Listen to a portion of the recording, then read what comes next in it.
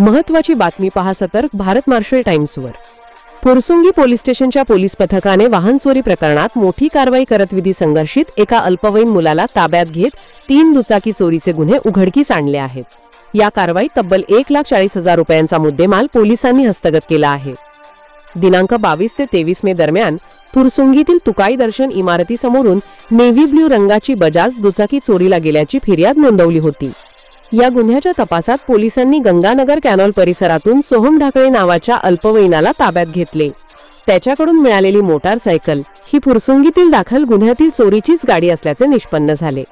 पुढील चौकशीत या मुलाने पुण्यातील धनकवडी आणि नरपतगिरी चौकातून आणखी 2 दुचाक्या चोरी केल्याची कबुली दिली। पोलिसांनी गंगानगर परिसरातील झाडीतून 90,000 रुपयांची काळी बजाज पल्सर आणि 25,000 किमतीची होंडा युनिकॉर्न अशा 2 गाड्या जप्त केल्या।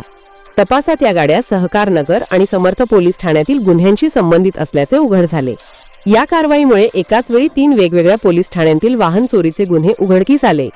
ही कारवाई उपायुक्त डॉक्टर राजकुमार शिंदे, एसीपी अनुराधा उदमले आणि वरिष्ठ पोलीस निरीक्षक अमोल मोरे यांच्या मार्गदर्शनाखाली पोलीस निरीक्षक राजेश खंडे यांच्या नेतृत्वाखाली पोनी महेश नलवडे व त्यांच्या सहकाऱ्यांनी केली। तपास कार्य पोलीस हवालदार महेश उबाळे करीत आहेत। फुरसुंगी पोलिसांच्या या तात्काळ आणि अचूक कारवाईमुळे शहरातील वाहन चोरीचे 3 गुन्हे उघडकीस येऊन मुद्देमाल सुरक्षितपणे हस्तगत करण्यात आला आहे। सुरक्षित रहा, पहा सतर्क भारत मार्शल टाइम्स पुणे।